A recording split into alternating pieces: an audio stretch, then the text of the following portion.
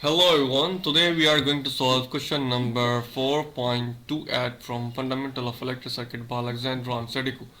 The question is again a source transformation. However, here is the difference is that we have also dependent source. अभी तक जितने भी सवाल solve किए हैं उनके अंदर हमने इंडिपेंडेंट सोर्सेज को ट्रांसफॉर्म किया है, लेकिन अलबत्ता डिपेंडेंट सोर्स अभी तक हमने इनकाउंटर नहीं की।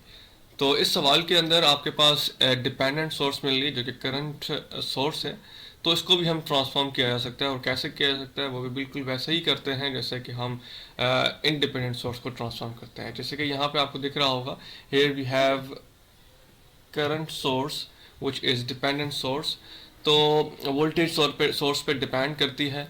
तो इसको हम सिंपल ट्रांसफॉर्म करेंगे, वही formula V is equals to I R का फार्मूला होगा।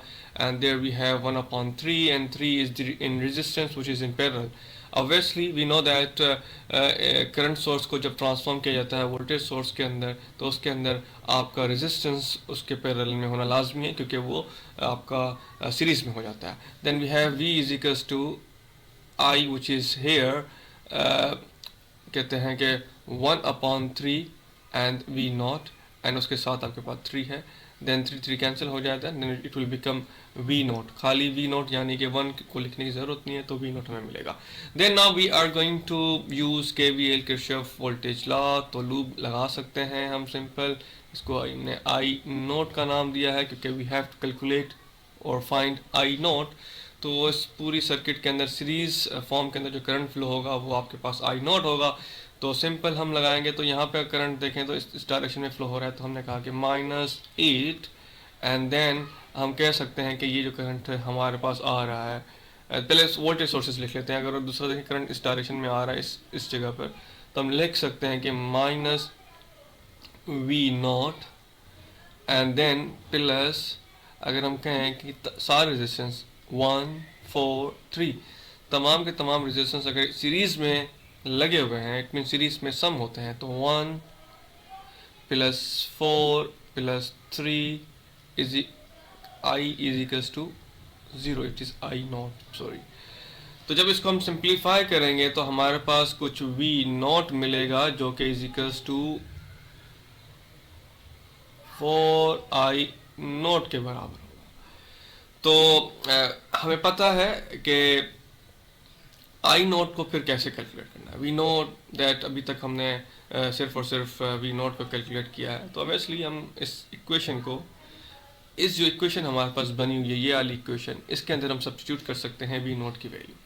जब हम इस इक्वेशन में V नोट की वैल्यू हम रिप्लेस करेंगे तो हमारे पास I नोट की वैल्यू ऑटोमेटिकली कैलकुलेट हो जाएगी। तो हम कह सकते हैं -8 -4 I नोट प्लस इन तमाम का सम 7, 8 इनके 8 I naught and then is equals to 0। जब हम इसको सिंप्लीफाई करेंगे तो we get that I is equals to, हमारे पास आ जाएगा 8/4।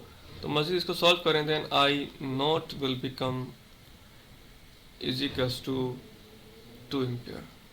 आई होप ये वेरी सिंपल क्वेश्चन है, ये कोई इसमें कोई रॉकेट साइंस की ज़रूरत नहीं थी। सिंपल इसके अंदर हमें इंट्रोड्यूस कराया गया था इंडिपेंडेंट सोर्सेज को, सॉरी डिपेंडेंट सोर्स को। तो डिपेंडेंट सोर्स को भी वैसे ही ट्रांसफॉर्म करते हैं जैसे फर्दर रिमेनिंग सोर्सेज को ट्रांसफॉर्म करते हैं इंडिपेंडेंट सोर्सेज को। तो मैं उम्मीद करता हूँ ये सवाल आपको बखूबी समझ में आ गया होगा। अगर कोई भी क्वेश्चन में कमी रह गई हो या फिर कोई प्रॉब्लम हो, समझ ना आ रहा हो, तो कमेंट बॉक्स में कमेंट ज़रूर करें, आपको आंसर दे दिया जाएगा। Thanks for watching.